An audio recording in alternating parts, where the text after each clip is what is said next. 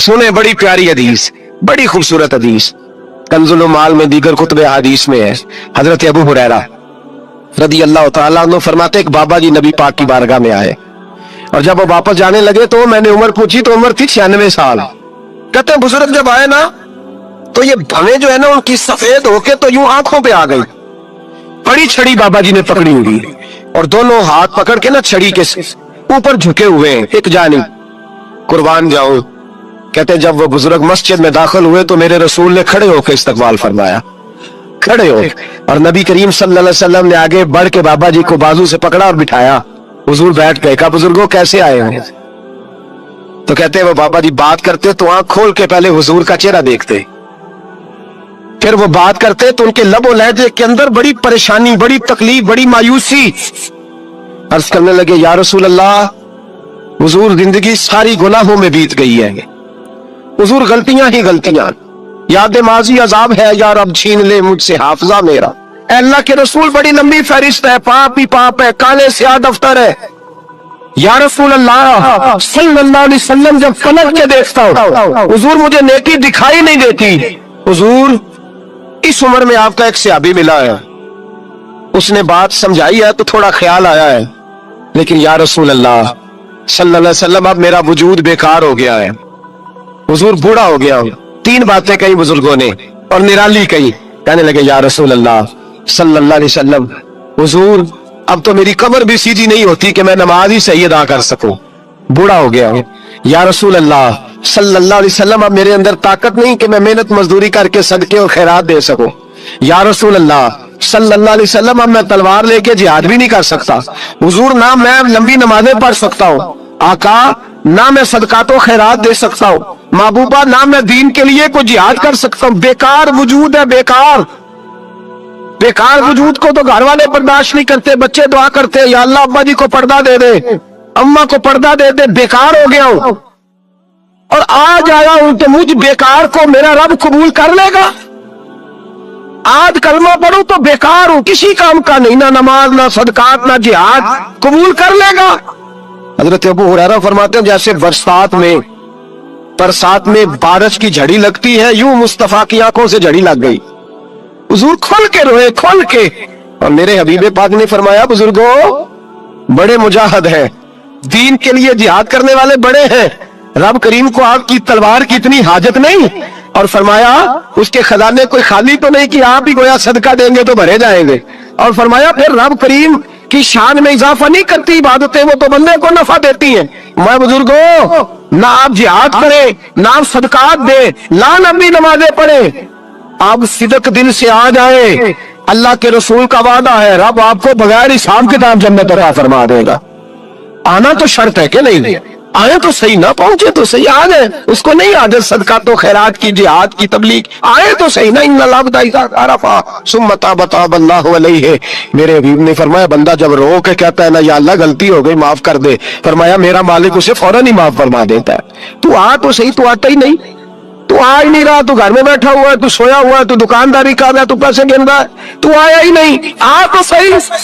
बल्कि मेरे नबी पाक फरमाते हैं जब अल्लाह पाक का भागा हुआ गुलाम आता फिर तो अल्लाह ज्यादा राजी होता है, फिर तो अल्लाह ज्यादा राजी होता है, ज्यादा राजी होता है। तो आ तो सही, पास तो सही।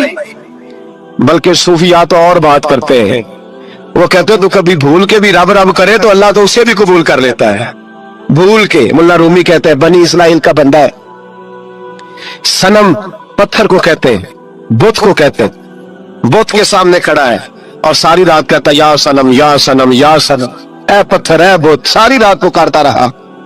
रात गहरी हो गई, नींद का गलबा थक गया, सोने के करीब आया तो गलती से मुंह से निकल गया या समद, या सनम की जगह निकल गया। रब करीम ने फरमाया जिब्रील दौड़ के जा, जो मांगता इसे दे दे। हजरत जिब्रील अर्ज करते मौला भूल के तेरा नाम ले रहा है, भूल के ले रहा है। तो रब करीम ने फरमाया चल नाम तो मेरा ही ले रहा है ना, मेरा ले रहा है ना या अल्लाह। वो अल्लाह करीम ने फरमाया झूठे के सामने सारी रात का खड़ा है, सारी रात का पुकार रहा है, उसे कुछ नहीं मिला तो सच्चे का नाम लिया है। अगर मैं भी कुछ ना दूं और बुत में और मुझ में फर्क क्या रह जाएगा। जा जो मांगता है झोली भर के दे, नाम तो लिया है ना। ओ भाई तू बहाना तो बनाना, आ तो सही ना, तू यहाँ आ जा, पहुंच जा, आ जा, बस बैठ जा। اس کی بارگاہ ناز میں حاضر تو ہونا، تجھے فرصت ہی نہیں. تو یاروں کے لیے ٹائم نکالتا ہے، بازاروں کے لیے ٹائم نکالتا ہے، گلیوں کے لیے ٹائم نکالتا ہے، چوکوں چوراہوں کے لیے ٹائم نکالتا ہے، ہفتے میں ایک دن ہوٹلنگ کے لیے بھی جاتا ہے، لیکن کبھی چھپ کے 2 نفلوں کی تجھے توفیق نہیں ہوتی. اور میں کئی دفعہ کہہ چکا ہوں، جس بندے کو بغیر عبادت کے رزق زیادہ ملنے لگ جائے اس پر آزمائش ہوتی ہے رب کریم کی. اللہ فرماتا ہے اس کو پیسے دو، اسے آنے نہ دینا، اس کو چل پیسے دوڑ جا. لوگ سمجھتے ہیں میں بڑا ذہین ہوں، عقل مند ہوں، دیکھو میں اپنی ہوشیاری سے چلاکی سے آگے نکل گیا. تو آزمائش ہے، یہ تو آزمائش ہے رب کریم کی طرف سے، یہ تو اس کی خفیہ تدبیر ہے. میرے بھائی اس کی بارگاہ ناز تک جو آ گیا، آنا تو ہماری ذمہ داری ہے کہ نہیں. بڑے آئے بڑے چلے گئے، بڑے آئے بڑے نکل گئے، توجہ ہی نہیں، میاد ہی نہیں. حضرت مولا علی شیر خدا، علی المرتضی، امام الاولیاء، صاحب صدق و صفا، داماد مصطفیٰ صلی اللہ علیہ وسلم، اسد اللہ، حضرت علی شیر خدا رضی اللہ تعالیٰ عنہ کوفے کے چوک میں کھڑے تھے تو کہہ رہے تھے یار میری نہ طامت پرانی ہو گئی ہے، یہ میں نے زرہ بیچنی ہے، کوئی بندہ مجھ سے خرید لو تاکہ میں نئی طامت لے لوں. تو ایک بندہ کان میں کہنے لگا حضور طامت کے پیسے بھی نہیں. فرمانے لگے پیسوں کو چھوڑ، علی کا سینہ دیکھ، اللہ نے ایمان کی دولت سے بھرا ہوا ہے. پیسے اہمیت نہیں رکھتے، ان کی وہ اہمیت نہیں جو دنیا نے بنا لی ہے. فرمایا ضرورت نہیں تھی، اب ذرا احساس ہوا ہے کہ زیادہ ہی پھٹ گیا ہے، پردہ نہیں صحیح طرح پورا کرتا، تو میں نے کہا چلو زرہ بیچ کے نیا لے لے. ضرورت نہیں، مزاج نہیں، طبیعت نہیں، انہوں نے ماحول نہیں بنایا. ہمارے تو حد ہو گئی، اتنا بری حالت ہے کہ ناقابل برداشت. حضرت عمر فاروق رضی اللہ تعالیٰ عنہ صحابہ نے مسجد نبوی میں بیٹھ کے میٹنگ کی. عمر کی تنخواہ بڑی تھوڑی ہے مال غنیمت میں سے، اب تو عمر کے پوتے بھی ہیں، نواسے بھی ہیں، رشتہ داریاں بھی ہیں، تعلق بڑھ گئے ہیں اور عمر فاروق بوڑھے بھی ہو گئے. میٹنگ ہوئی مسجد میں، اس طرح کریں کہ عمر کا کچھ تھوڑا سا نا مشاعرہ، کچھ تنخواہ، کچھ خدمت، کچھ وظیفہ بڑھا دے. بات طے ہو گئی، جب مکمل ہو گئی تو کہنے لگے یہ بتاؤ شیر سے بات کس نے کرنی ہے؟ ادھر جائے گا کون؟ پہلے اس کا نام تو بتاؤ، وہاں جائے گا کون؟ انہوں نے کہا یہ تو ہم نے سوچا ہی نہیں، بات تو بڑی تگڑی ہے، عمر سے کون بات کرے گا؟ یہاں جتنا مرضی تگڑا پیر ہو، آپ نذرانہ لے کے جائیں، مسئلہ ہی کوئی نہیں. ابھی کسی کو کہنا پڑا ہے؟ تو کہتے ہیں جناب کون بات کرے گا؟ تو ایک صحابی کہنے لگے کہ حضرت عمر رضی اللہ تعالیٰ عنہ کی جو صاحبزادی ہے نا حضرت حفصہ رضی اللہ تعالیٰ عنہ، وہ ام المومنین بھی ہیں، حضور علیہ السلام کی زوجہ ہے، مومنوں کی ماں ہے، ان سے کہتے ہیں، اور ان کے والد بھی ہیں. تو حضرت حفصہ سے کہا تو جناب حفصہ چل کے گئیں حضرت عمر کے پاس، جا کے کہا ابا جی ایک بات کرنی تھی. انہوں نے کہا بیٹے کرو. تو ان کو بھی پتا تھا نا جاہو جلال کا. کہنے لگے ابا جی مسجد نبوی میں صحابہ کی میٹنگ ہوئی ہے، ایک ہی محلے میں ایک ہی شہر میں لوگ رہتے ہیں تو ایک دوسروں کی خرچوں کا ضروریات کا پتہ ہے. کہتی ہے میں نے پس منظر سارا کر کے بات کی، میں نے کہا سب کو پتہ ہے کہ آپ کے خرچے بڑے بڑھ گئے ہیں، تو مجھے نا انہوں نے حضور کی زوجہ سمجھ کے، قابل احترام سمجھ کے میری ذمہ لگایا ہے کہ تھوڑے سے پیسے آپ کے بڑھانے ہیں. تو حضرت عمر فاروق رضی اللہ تعالیٰ عنہ کی صاحبزادی کہتے ہیں عمر کو اتنا جلال آیا کوٹ کے کھڑے ہو گئے. کہنے لگے حفصہ ان لوگوں کے نام بتا، میں انہیں دروں سے ماروں گا اور اس طرح ماروں گا کہ ان کی کمر پہ نشان پڑے، ان کی کمروں پہ نشان پڑے، اس انداز میں درے ماروں گا کہ مجھے زخم نظر آئے. کہا ابا جی اتنا جلال کس بات کا، سادی سی بات ہے. تو سیدنا عمر فاروق رو پڑے، کہنے لگے سادی سی بات ہے، میرے لیے مسجد نبوی میں بیٹھ کے میٹنگ ہوتی رہی کہ عمر کو دولت دینی ہے، لوگوں نے یہ مجھے سمجھ لیا ہے. مسجد نبوی میں بیٹھ کر میرے لیے یہ میٹنگ ہوتی رہی کہ عمر کو پیسے دینے ہیں، اس کو دولت کے ساتھ ہم نے نواز رہے. مسجد نبوی میں میرے لیے کس کو یہ جرت ہوئی؟ فرمایا حفصہ کاش کہ تو میرے پاس پیغام لے کے نہ آتی، کوئی اور آتا اور پھر میں اسے دروں سے مارتا. حضرت حفصہ کہتی ہے میں خاموش ہوئی تو میری طرف دیکھ کے فرمانے لگے بتا نا تو نبی پاک کے گھر میں رہتی تھی، میرے مصطفیٰ کا طریقہ کیا تھا، کرنا بات اس طریقے پہ میرے ساتھ گفتگو کر. تو حضرت حفصہ کہتی میں رو پڑی. میں نے کہا ابا جی غلطی ہو گئی، آئندہ نہیں کروں گی. بھائی معیار بنایا ہوا تھا، آپ یقین کریں ہمارے تعلقات، آپ شادی پہ دیکھ لیں جو غریب رشتہ دار ہے اسے کون بنانے جاتا ہے، لیکن ساری برادری کٹھی اس کے دروازے پہ بیٹھی ہے، جس نے آنا ہے تو کچھ لے کے آنا ہے. ہر چیز دولت میں تلے گی، معیار ہی دولت بن گیا ہے، مقصود ہی دولت بن گیا ہے. اس پیسے نے، اس دنیا داری نے، دنیا دار پجاری زردے کتےاں دے گل ٹلی ہو، اتنا سخت رویہ لوگوں نے اپنا لیا، رشتوں کا تقدس نہیں رہا. ایک مجلس میں نے ایسا رنگ بھی دیکھا، ایک ایسا شخص جسے میں ذاتی طور پہ جانتا ہوں کہ عالم بھی ہے، پرہیزگار بھی ہے، نیک بھی ہے، وہ بھی بیٹھا تھا اور اس کے ساتھ ایک سیٹھ بھی بیٹھا تھا، لیکن جو لوگوں کا عقیدت کا رشتہ اس درویش کے ساتھ ہونا چاہیے تھا وہ سیٹھ کے ساتھ تھا.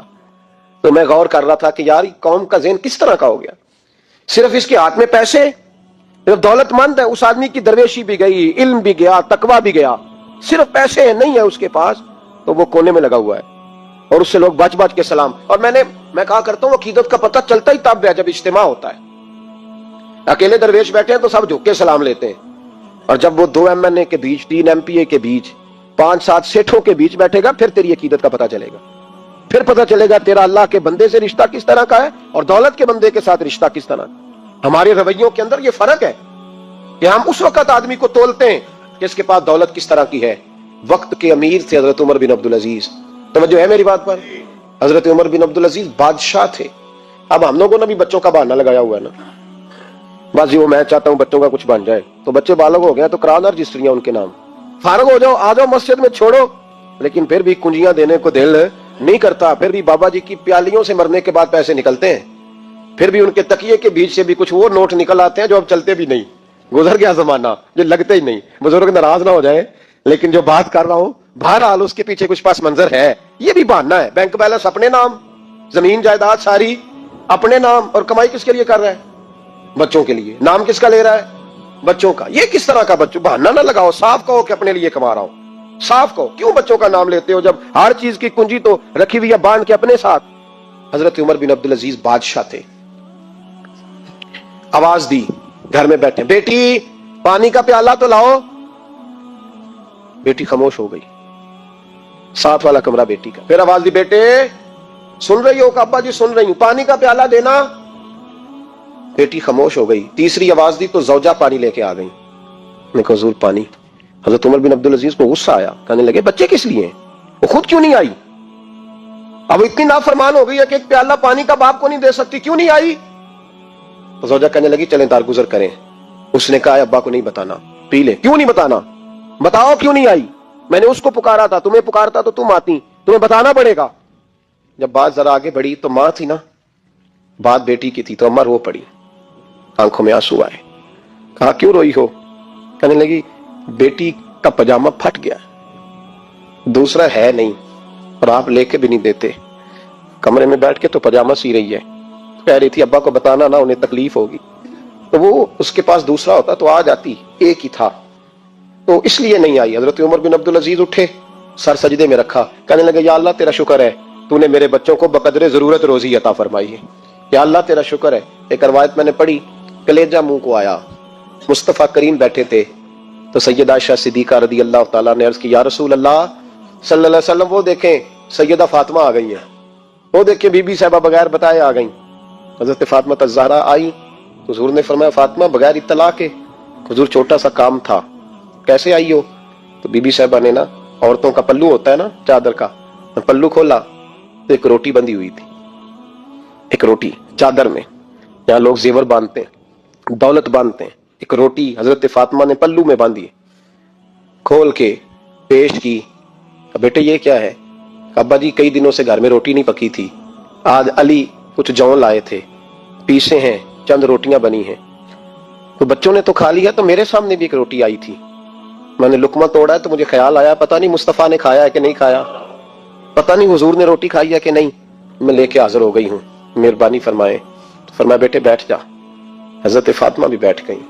सैयदा आयशा कहती हुजूर भी बैठ गए। फरमाया फातिमा कितने दिनों से नहीं खाया? अर्ज की हुजूर 3 दिन से। फरमाया बेटे मैंने 5 दिन से नहीं खाया, आ जा। दोनों बाप बेटी मिल के खाते हैं। रोटी 2 हिस्सों में हुजूर ने बांटी। फरमाया चला आदि तू खा, आदि मैं खाता हूँ। हजरत फातिमा ने लुकमा तोड़ के मुंह में रखा तो रो पड़ी, हुजूर 5 दिन से नहीं खाई। फरमाया बेटे चुप कर, हमारा दुनिया से क्या ताल्लुक, एक पुल रह गया है, बस अल्लाह फिर जन्नत की सारी नेमतें अता फरमा। रोने वाली बात ही नहीं है इसमें, बस हमारा क्या ताल्लुक, एक पुल है, फिर मालिक बड़ा कुछ अता करेगा। ओ भाई, जो कायनात के मालिक व मुख्तार थे, जो अबरू का इशारा करे तो हजरत जिब्रील जन्नत की नेमतें लेके आ जाए, उन्होंने तो दुनिया की जानिब तवज्जो ही नहीं की, उनका तो ख्याल ही नहीं आया, दुनिया ही दुनिया, दौलत ही दौलत, हर आदमी दौलत के तराजू में तुलने लगा। अब तो कलेजा फटता है, अब तो लोग पूछते हैं, और मैं कभी कभी बड़ा मजबूर होता हूँ, आजमाइश में आ जाता हूँ। लोग कहते हैं जनाब आपसे कुछ कुरान की आयत सुननी है, आप कितने पैसे लेंगे? कुछ हदीसें सुननी है, क्या उसका मुआवजा होगा? आपसे उस नबी का नाम सुनना है जिसका आप खाते हैं, जिसके नाम पर आपने इज्जतें ली हैं, ان کا نام سننا ہے. آپ کا ریٹ کتنا, آپ کتنے میں بیچیں گے؟ وہ نعت جو غذا ہے وہ کتنے میں بکے گی؟ جب دنیا داری کا یہ حشر ہو جائے کہ وہ رسول اگر ان کا نام نہ رہے تو ہماری سانسیں ہی نہ چلے, ان کا نام بھی جب اس طرح کمرشل کر کے لیا جائے اور اس طرح وہ چیزیں بھی ریٹ میں آ جائیں, تو بھائی اس سے بڑی اور دنیا داری کیا ہوگی؟ میرے رسول کریم سید عالم نور مجسم صلی اللہ علیہ وسلم نے اس دنیا کو محبوب نہیں رکھا, قاری نہیں بنایا, ماحول ہی نہیں بنایا. حضرت عیسیٰ علیہ الصلوۃ والسلام کی 450 سال عمر, کتنی؟ 4.5 نہیں, میں نے کہا 450 سال. حضرت عیسیٰ نے شادی نہیں کی, گاڑی نہیں بنایا, ایک پیالہ ہوتا تھا پانی پینے کا اور ایک تکیہ ہوتا تھا. ایک دن ایک بندے کو دیکھا کہ وہ بازو کا تکیہ بنا کے سو رہا ہے, تو حضرت عیسیٰ نے وہ تکیہ بھی خیرات کر دیا, کہنے لگے اس کے بغیر بھی کام چل جائے گا. ایک پیالہ تھا پانی پینے کا, ایک دن دیکھا ایک آدمی چلو میں پانی پی رہا, تو وہ پیالہ بھی اللہ کے راستے میں دے دیا, کہنے لگے اس کے بغیر بھی کام چلتا ہے. کسی نے کہا نکاح کیوں نہیں کرتے, گھر کیوں نہیں بساتے؟ تو فرمانے لگے 450 سال تو عمر ہے, اللہ کو راضی کروں کہ گھر بساؤں, سجدے کروں یا میں دنیا داری کروں؟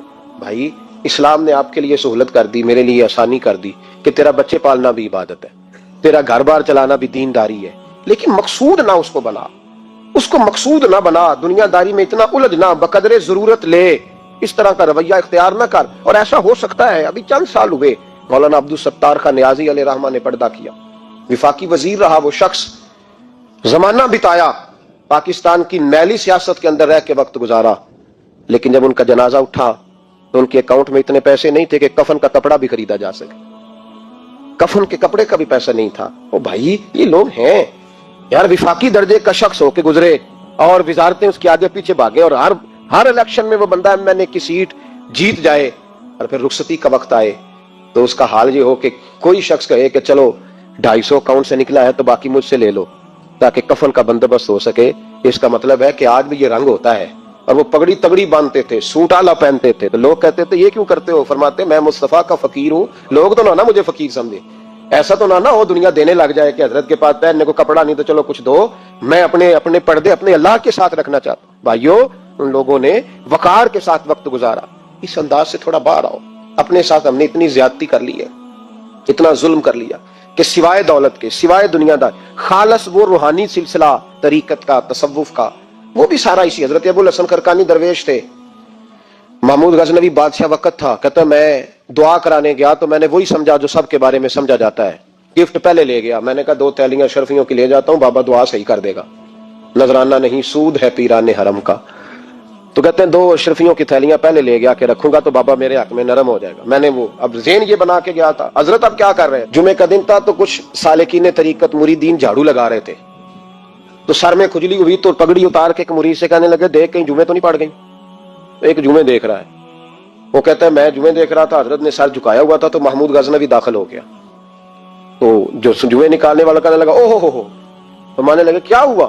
کہ حضور بادشاہ آ گیا. کہنے لگے چھوڑ, بادشاہ تو آتے جاتے رہتے ہیں, میں نے سمجھا تھا کوئی تگڑی سی جوں تیرے ہاتھ لگ گئی ہے, تو نے تو اس طرح کر کے شور مچایا جیسے بڑا کوئی انقلاب, بادشاہ آتے جاتے رہتے ہیں, بندہ یہ کیا ہو گیا, جوں دیکھ دھیان سے.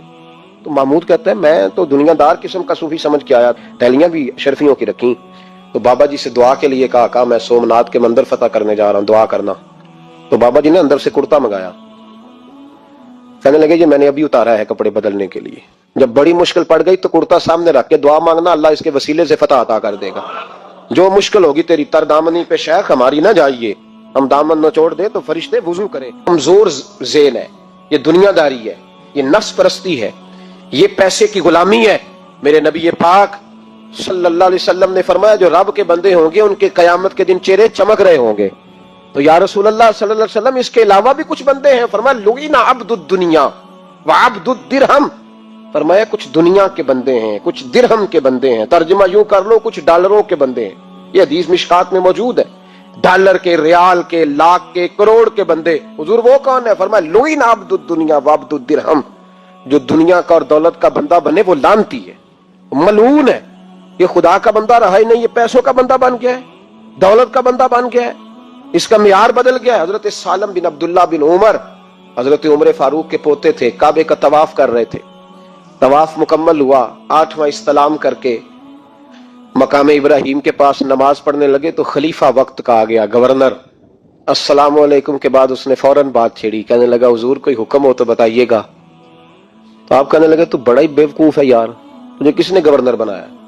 بڑا تو بیوقوف ہے، تجھے تو سلیقہ ہی نہیں بات کرنے کا۔ حضور کیا ہوا؟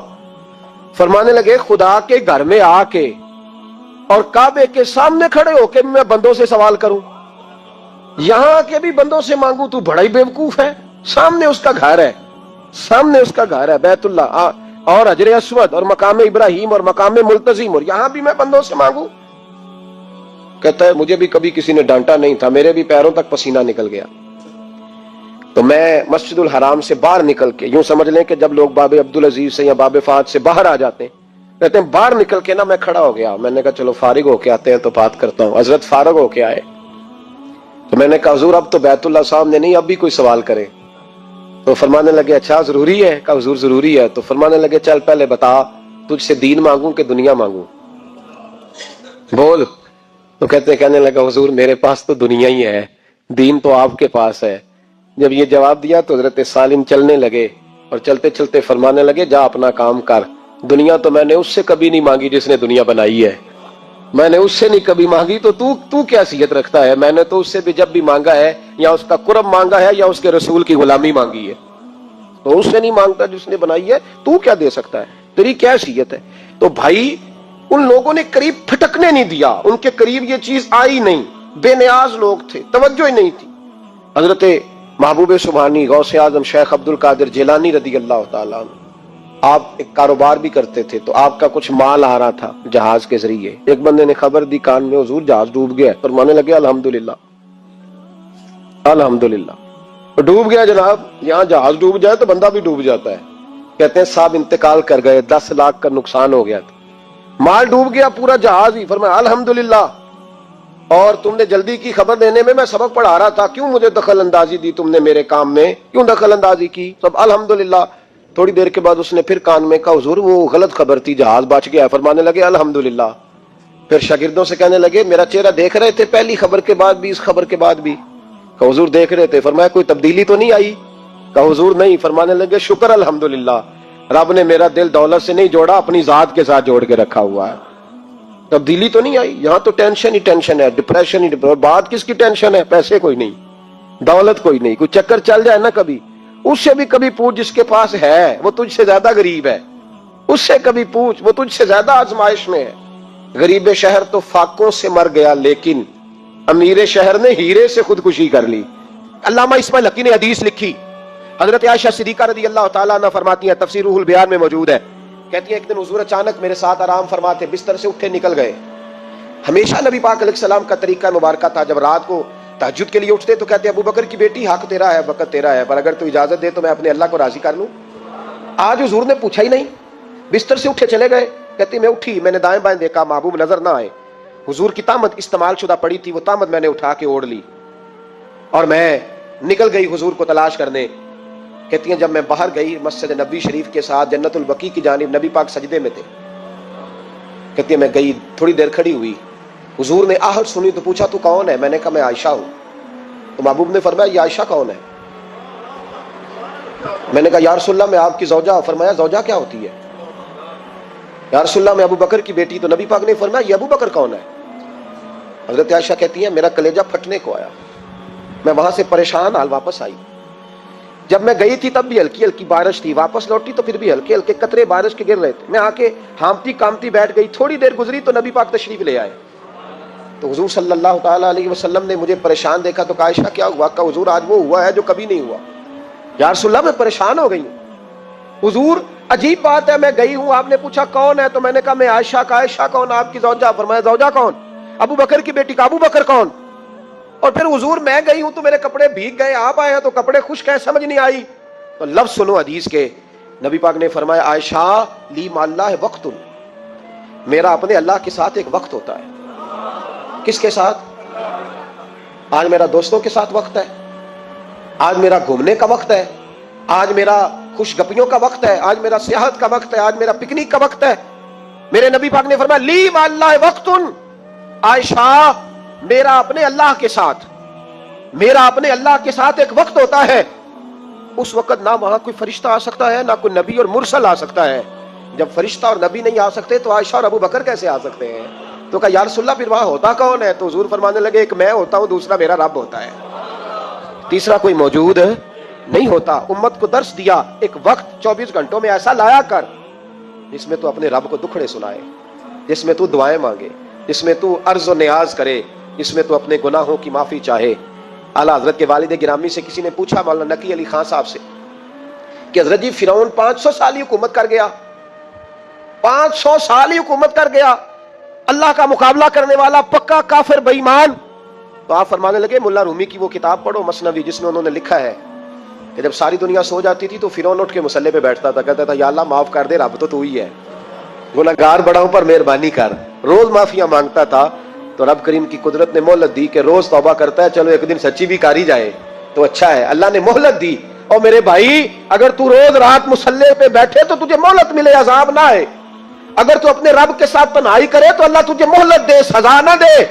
لیکن ہم یہ وقت نکالتے ہی نہیں، اللہ کے ساتھ میت کا ہمارا مزاج ہی نہیں۔ ترمذی شریف میں نبی پاک علیہ السلام نے فرمایا ہے دنیا داروں کو دکھڑے نہ سنایا کر، مالداروں کے سامنے رونے نہ رویا کر، یہ تجھے کیا دے سکتے؟ تو اٹھ کے جائے گا تو کہیں گے محنت کرتا نہیں، روز مانگنے آ جاتا ہے۔ دنیا داروں کو دکھڑے نہ سنا، اور میں دکھ سنا تو اپنے رب کو سنا، اللہ والوں کو سنا، اللہ کے نبی کو سنا۔ اس سے مراد یہ سارے کہا دکھڑے اپنے رب کو سنا۔ اگر تو اپنے رب کو دکھڑے سنائے گا تو تھوڑی دیر ضرور ہوگی، لیکن ایک دن ایسا ضرور آئے گا، میرے مصطفیٰ کریم فرماتے ہیں رب تجھے دنیا سے بے نیاز کر کے مالا مال فرما دے گا۔ دھوکے کا مزاج نہ بنا، کینچی لے کے نہ گھوم کے کیسے جیب کٹ سکتی، اللہ کو دکھڑے سنا۔ حضرت عائشہ کہنے لگی حضور چلیں یہ تو سمجھ آ گئی، لیکن بارش مجھ پہ پڑی آپ پہ پڑی نہیں، تو کہا عائشہ تم نے اڑا کیا تھا؟ کہا حضور آپ کی طامت، فرمایا بارش کوئی نہیں تھی، جب تو نے میری طامت لی تو خدا کی رحمتیں تم پر برسنے لگ گئی۔ تو حضور کے وجود سے لگی ہوئی چیز کوئی اوڑھ لے تو رحمت برستی ہے، تو میرے نبی کی مسجد چومنے سے کیوں رحمت نہیں برستی؟ جالی چومنے سے کیوں نہیں برستی؟ جہاں جہاں حضور رکے، جہاں جہاں نبی پاک ٹھہرے، وہاں جانے سے کرم کیوں نہیں ہوتا؟ اور ایک بات اور، یہ حضرت علی کا قول ہے، اس کو دل کی تختی پہ لکھ لینا، دل کی تختی پہ شیر خدا کی شیروں جیسی باتیں۔ حضرت مولا علی شیر خدا فرمایا کرتے تھے وہ نیکی کرنے والا اچھا نہیں جو نیکی کر کے اکڑ جاتا ہے اور دوسروں کو گناہگار سمجھتا ہے، وہ نیکوکار اچھا نہیں۔ فرمایا کرتے تھے اس سے وہ گناہگار اچھا ہے جو گناہ کر کے کم از کم شرمندہ تو ہوتا ہے نا۔ فرماتے ہیں جو گناہ کر کے شرمندہ ہو وہ زیادہ اچھا ہے اس سے جو نیکی کر کے اکڑ جائے۔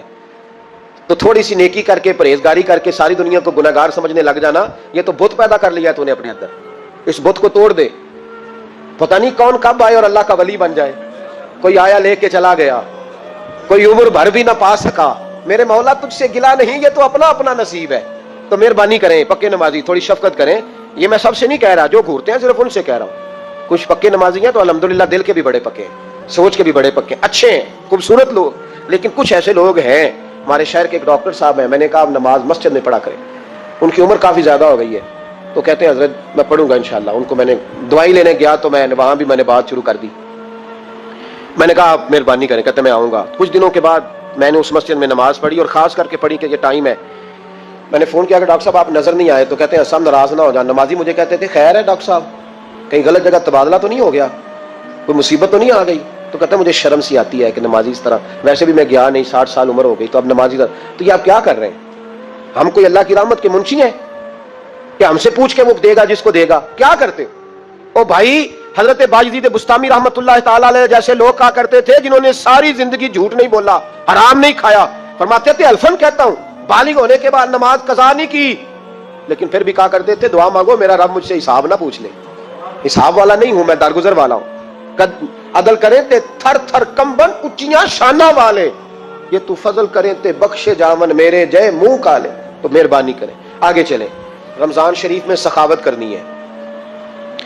حضرت انس بن مالک رضی اللہ تعالیٰ عنہ فرماتے ہیں جس طرح تیز آندھی چلتی ہے، ذرا مثال دیکھیں صحابی کی کتنی خوبصورت، فرماتے ہیں جس طرح تیز آندھی چلتی ہے نا، اس طرح رمضان میں میرے نبی کی سخاوت چلا کرتی تھی۔ نبی پاک ہر سائل کو دیتے، جو قیدی بند ہوتے نا، قیدی جنگ کے قیدی کفار، حضور انہیں بھی آزاد کر دیتے رمضان میں، فرماتے جاؤ تمہیں آزاد کیا، سخاوت کریں۔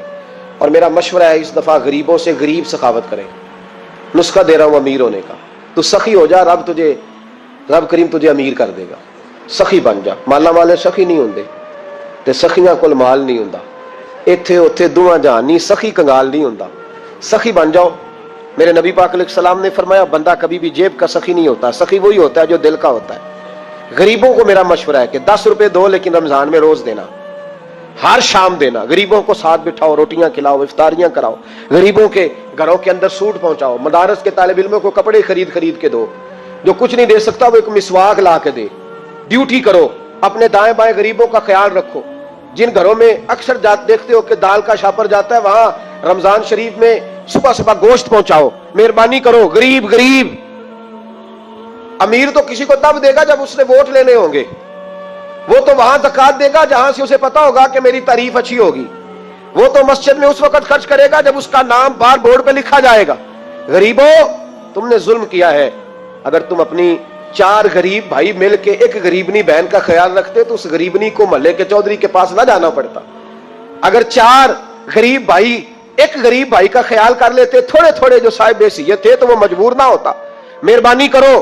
حضرت عبداللہ ابن عمر رضی اللہ تعالیٰ عنہ ہر روز مدینے کے مسکینوں کو ڈھونڈ کے لاتے تھے، فرماتے تھے کہ ان کو ایک تھیلا دینا میں عزت نہیں سمجھتا، ڈھونڈ کے لاتے غریبوں کو اور اپنے سامنے دسترخوان بچھاتے رمضان میں، اور پھر ان پہ کھانے چنتے اور فرماتے غریب کھائیں گے تو میرا اللہ راضی ہوگا، ساتھ بٹھا کے کھلاتے۔ ایک بڑی عجیب بات ہو گئی، گھروں میں ہو جاتی ہے، جن گھروں میں زیادہ مہمان آتے ہیں وہاں یہ مسئلے بن جاتے ہیں۔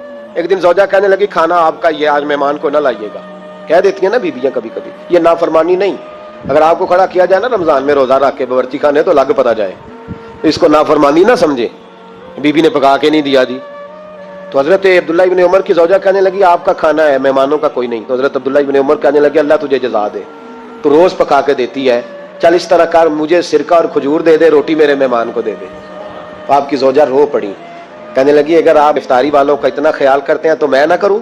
مجھے 10-20 منٹ کا ٹائم دے، میں اپنے اوپر وزن بوجھ ڈالوں گی، میں تھوڑی مشقت میں پڑوں گی، لیکن مہمانوں کے لیے افطاری کا ضرور بندوبست کروں گی۔ ہمارے ہاں تو افطاریاں بھی سیاسی ہیں، ووٹ اکٹھے کرنے کے لیے افطاریاں، اور ڈرو اللہ سے۔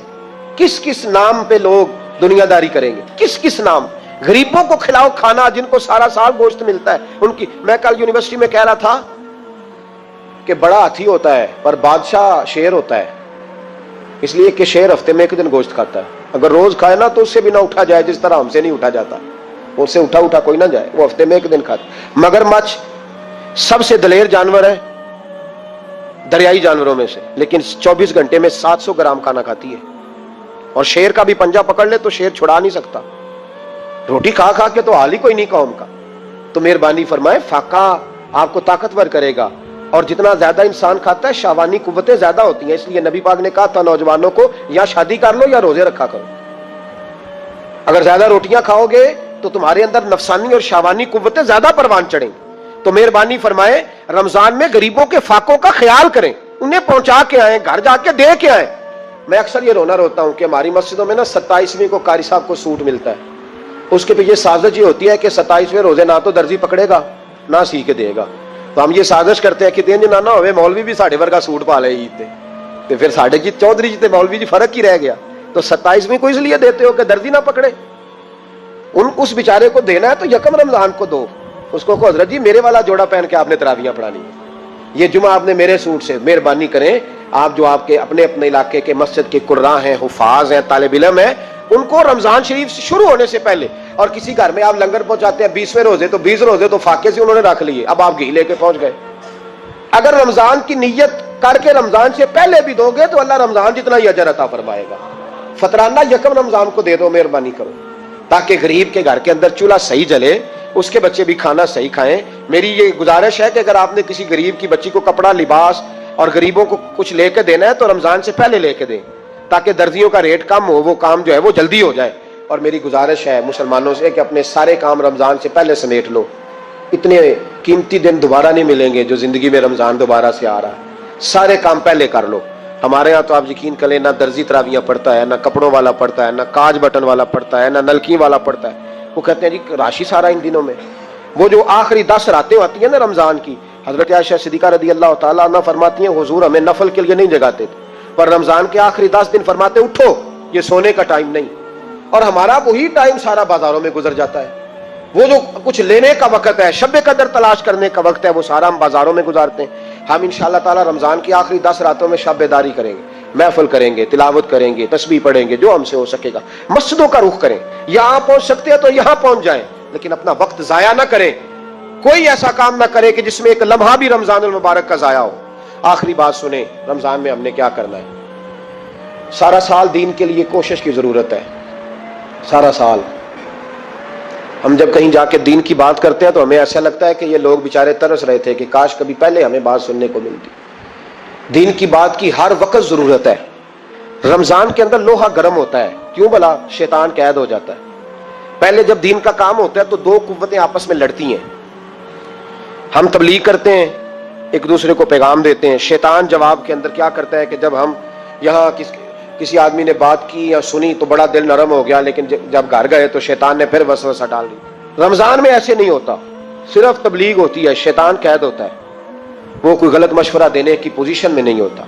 अब हमें क्या करना चाहिए कि तबलीग ज्यादा करनी चाहिए, जद्दोजहद करें, इतनी जद्दोजहद करें कि ये रमजान जो आने वाला है अल्लाह ताला इसे उम्मत मुस्लिमा की इज्जत का महीना बना दे, और रमजान जैसे ही जाए उम्मत को अल्लाह फिर से वकार अता फरमाए, हमेशा मिदहत खैरुल अनाम में गुजरे।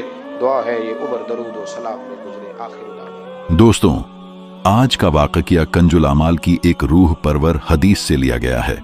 यह वाक़या एक ऐसे यहूदी बुजुर्ग का है जो सारी उम्र एक तलाश में रहे, और जब हक़ सामने आया तो उनका दिल रोशन हो गया।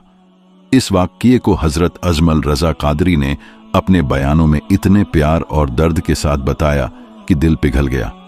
आइए इस वाक़ये को दिल से सुनते हैं। शहर से कुछ दूर एक छोटा सा गांव था। वहां एक यहूदी बुजुर्ग रहता था। सफेद दाढ़ी, झुर्रियों से भरा चेहरा, चलने में हल्की सी कांप, लेकिन दिल में गहरी सोच। दिन का ज्यादातर समय वह अपने मकान के सामने बैठकर आसमान की तरफ देखता रहता, सूरज की रोशनी को घूरता, चांद की ठंडक को महसूस करता। लेकिन दिल में हमेशा एक सवाल उठता, ये सब किसके हुक्म से चल रहा है? लोग उसके बारे में कहते, यह यहूदी है, अपने बाप दादा के धर्म पर चल रहा है। लेकिन कोई नहीं जानता था कि उसके अंदर एक तलाश जल रही है। उसका दिल किसी ऐसे सच की तलाश में था जो उसके दिल के सुकून को वापस ला सके। एक दिन सालों पुराना एक दोस्त शहर से लौटकर उस गांव में आया। उस दोस्त का चेहरा नूर से चमक रहा था, जबान में मीठापन था, चलने का अंदाज ऐसा कि देखने वाले की नजर रुक जाए। यहूदी बुजुर्ग ने देखा तो हैरान रह गया। उसने कहा, ऐ दोस्त, तू वही है ना? लेकिन तेरे चेहरे पर आज एक रोशनी है जो पहले कभी नहीं देखी। दोस्त ने मुस्कुराकर जवाब दिया, मैंने अपनी जिंदगी का सबसे बड़ा फैसला कर लिया है। मैं हजरत मोहम्मद सल्लल्लाहु अलैहि वसल्लम के रास्ते पर आया हूं। मैं अल्लाह को मानता हूं जो एक है, जो सब कुछ पैदा करने वाला है, जो न सोता है न थकता है, और हजरत मोहम्मद सल्लल्लाहु अलैहि वसल्लम अल्लाह के भेजे हुए पैगंबर हैं। यहूदी बुजुर्ग की आंखों में आंसू भर आए। उसने धीरे से कहा, मैं भी सालों से एक सच्ची तलाश में हूं। मैं सोचता हूं कि यह सूरज अपने आप से नहीं चलता, यह चांद अपने हुक्म से नहीं उठता। जरूर कोई है जो इन सबको चलाता है। शायद वही तेरी बातों का अल्लाह है। दोस्त ने प्यार से उसका हाथ पकड़ा और कहा, हां, वही अल्लाह है, और अगर तू चाहे तो कलिमा पढ़कर उसका बंदा बन सकता है। वह तुझे माफ कर देगा, तुझे अपना करीब बना लेगा। यहूदी बुजुर्ग ने गहरी सांस ली, आसमान की तरफ देखा, फिर आंखों से आंसू गिरते हुए कहा, मुझे वह कलिमा सिखा दे। उस दोस्त ने कलिमा सिखाया, ला इलाहा इल्लल्लाह हजरत मोहम्मद सल्लल्लाहु अलैहि वसल्लम, और उस बुजुर्ग ने अपने होंठों से वह अल्फाज दोहरा दिए। उसी वक्त उसके चेहरे पर एक ऐसी रोशनी चमक उठी जो कभी नहीं देखी गई। कलिमा पढ़ते ही उस बुजुर्ग के चेहरे पर अजीब सुकून उतर आया। जो चेहरा सालों से उदासी और सोच में डूबा रहता था, आज उस पर नूर था, मुस्कान थी और दिल में अजीब ठंडक। उसने अपने दोनों हाथ उठाकर आसमान की तरफ देखा और कहा, ऐ मेरे रब, मैं तुझे ढूंढता रहा, तूने मुझे पा लिया। मैंने तेरे दर को पुकारा, तूने मुझे जवाब दिया। वह दोस्त जो उसे ईमान की दावत देकर लाया था, उसकी आंखों से भी आंसू बह रहे थे। उसने कहा, भाई, तुम्हें पता है तुमने आज अपने लिए क्या ले लिया है? तुमने आज अपनी सारी पुरानी गलतियां धो डाली हैं। तुमने अपनी रूह को पाक कर लिया है। बुजुर्ग ने हल्का सा मुस्कुराकर कहा, मुझे लगता है कि मैं दोबारा पैदा हो गया हूं।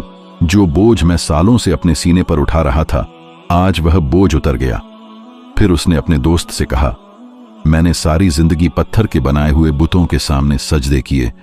मैंने सूरज, चांद, तारे, हवा, पानी सबको पूजा, लेकिन आज समझ आया कि इन्हें चलाने वाला एक ही है, अल्लाह।